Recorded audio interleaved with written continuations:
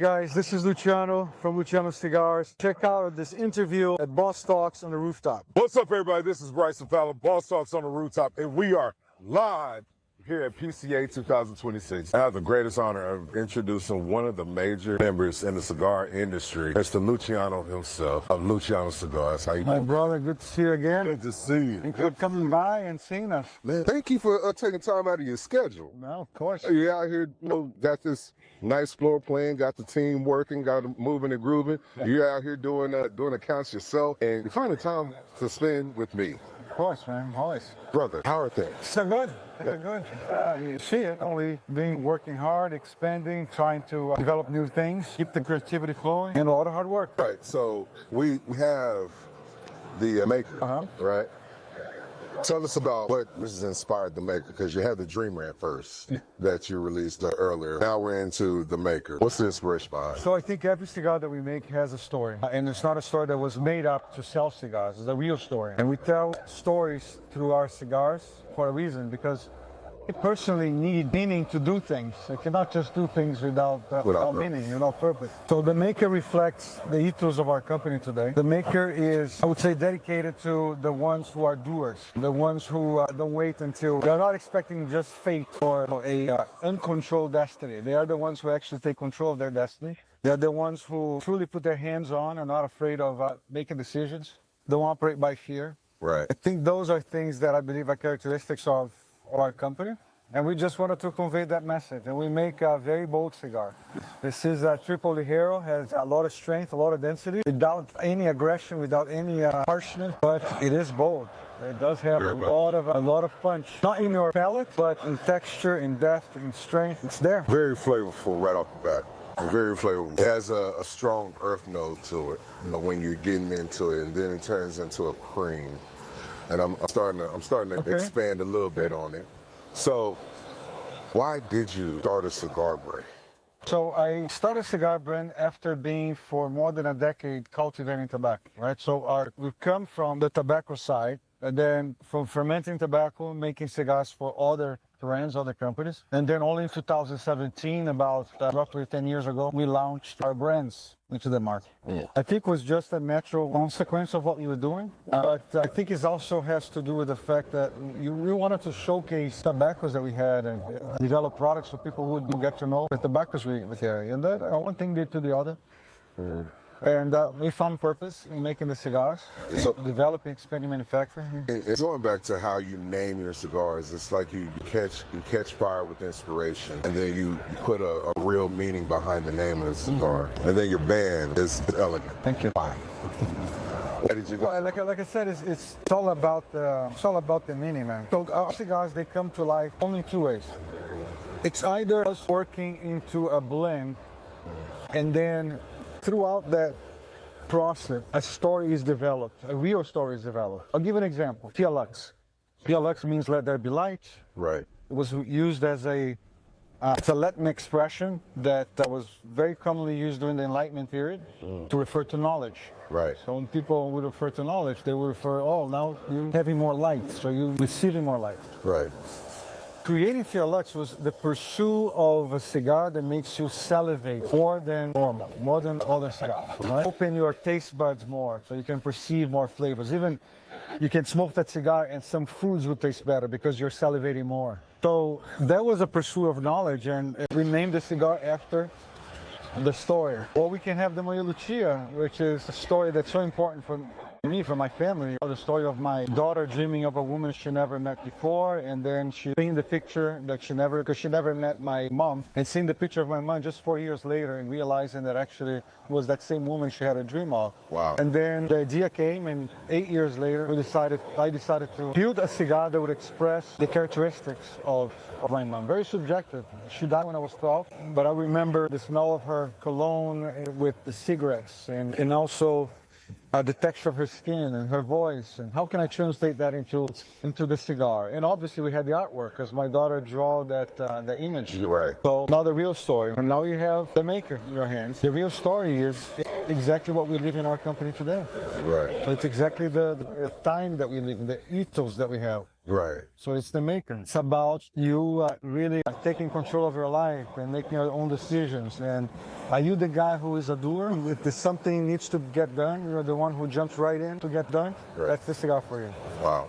If you just want to sit down or operate your life by fear, that's not the cigar. It's not discovery. So this is more about the ones that are doing and making things happen. Absolutely. So you just launched or acquired Constella, correct? What has that process been like for you? Constella is actually the organization of all the different companies that we had in the group, and with some new partners coming in.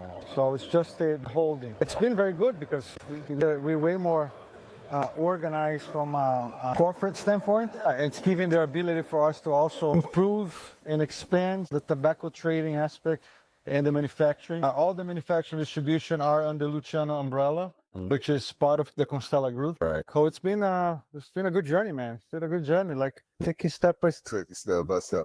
And that's building the brand, building everything from the ground up, from root to soil, into the factories, into what my hand is now. Try to control everything, like from seed to the ash. So what is the next step for you? Step for me? I think the next step for me is I have a few challenges and projects ahead on the tobacco side, like trying to grow tobacco in a different area, process tobacco different ways, getting to know other tobaccos, developing more and more of that side, and also continuing with Luciano Cigars brands and developing more and more brands that can tell stories that can somehow touch and change people's lives. That's powerful. That's powerful. And since I've known you, you've always been very purposeful and been a very thoughtful individual. So I commend you on that. Thank you. And it's one of those inspiring things to see, especially being a brand owner myself, within my other industries that I'm in. And then you make really good cigars. So I always love to talk to you about fermentation with the fermentation process, because when it comes to that, don't take offense. I call you the super cigar nerd when it comes to the fermentation. I always refer to everybody. I say, hey, you want to learn anything about fermentation, you got to talk to Luciano. Why is the fermentation process for you so important? Well, I think I'm still an apprentice in many things, so I love to learn, I love to teach. Fermentation is a passion for me. I think it's the indispensable stage of the process. You cannot skip that, Right. and that determines a lot of the quality of your product, determines the type of tobacco you're going to be able to sell, the taste profile you're looking for. So there's lots of things that are connected with fermentation. And for me, it's a passion. So a lot of people think that when you deal with tobacco leaves on fermentation, that the leaves are dead and you just have to follow a process, whatever. They don't know that actually the fermentation process is when the yeasts develop colognes and they grow those colognes and they actually interact with the biomatter and the oxygen and humidity and water and releasing gases. So this entire process of transformation is actually living organisms working with the environment. And it's a very active and labor-intense part of the process of getting tobaccos that can be used in a premium cigar. Right. And that's fascinating. It takes a lot of energy, it takes a lot of dedication, it takes a lot of research. Yeah. Then you learn every day. So.